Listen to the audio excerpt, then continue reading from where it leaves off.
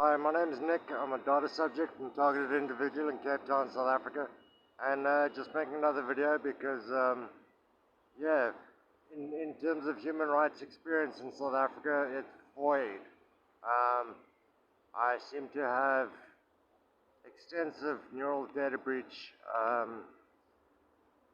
torture, participation, shouting from civilian militia, what I term them. Basically everyone in South Africa confirming or supporting the neural data breach vulnerabilities within the artificial intelligent computer state surveillance apparatus that coincided with threats against former Inspector General of Intelligence Dr. Seklomo Maro Dintwe. So these to me are serious red flags in terms of the state of the state of human rights in South Africa. Um, in terms of my experience, I would describe it as cyber torture with the use of keyword harassment um, and neural data breaches with coinciding biased, discriminatory, and prejudicial neural algorithmic influence.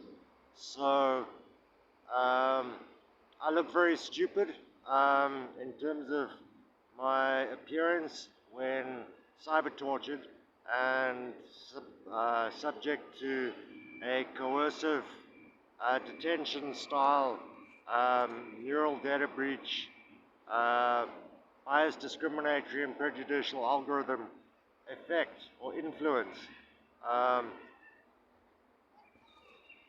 So, yeah, in terms of the jiggly bits, yeah, it brings up anal pains, which is fucking ridiculously off the charts human rights violations.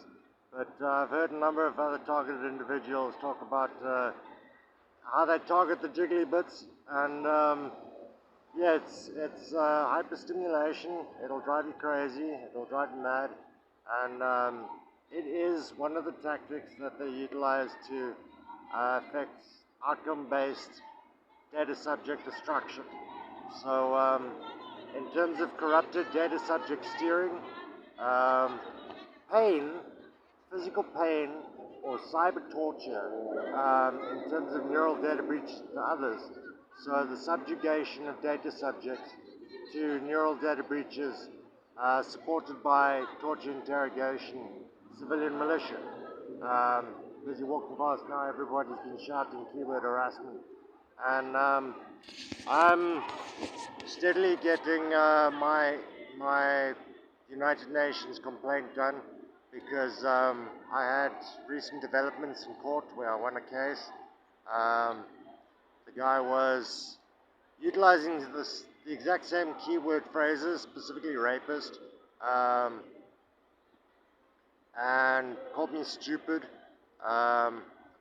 and was himself supporting the data subject hyperstimulation via keyword harassment.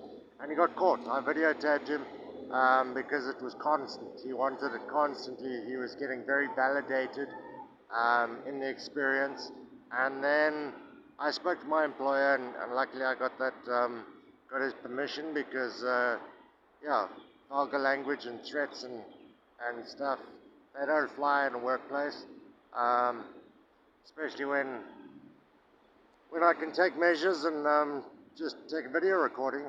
So I caught him, and I was granted my final protection order. That's detailing the exact same specific keyword associations that came up in 2019 after the MORT, Major Offences Reaction Unit, was launched through the SAPS as a parallel counterintelligence operation to the exploitation of vulnerabilities within our state surveillance apparatus, and how the state was utilizing state officials to effect delays and obstructions in investigations in this regard.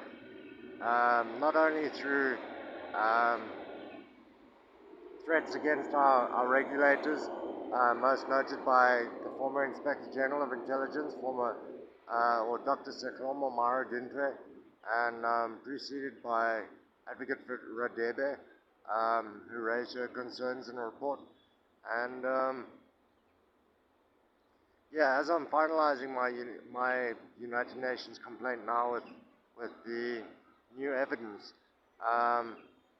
it is supporting a belief that the state was involved in initial tortures, because this is 100% sort of described in the Istanbul Protocol and the UN Doc A HRC 43/49 report by Professor Niels Meltzer to the United Nations Conference on cyber torture, information terrorism, and the human enhancement, or as in South Africa, the human capacity development program, utilizing brain-machine interfacing, and these are their international standards, but the companies in South Africa seem to continue to run a profiteering mandate when exposed to things like the Zondo Commission and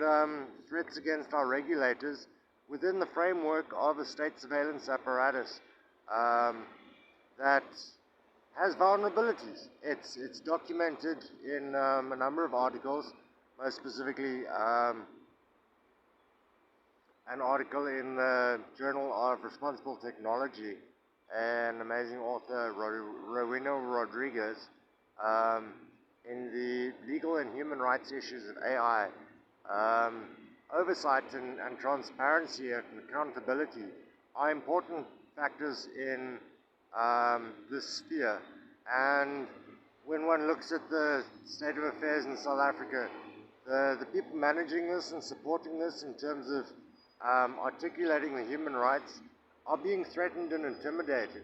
And I know my experience has become, well, it's past the first few days back in South Africa, it went into insane levels, just sweating, and basically the experience of neural data breach,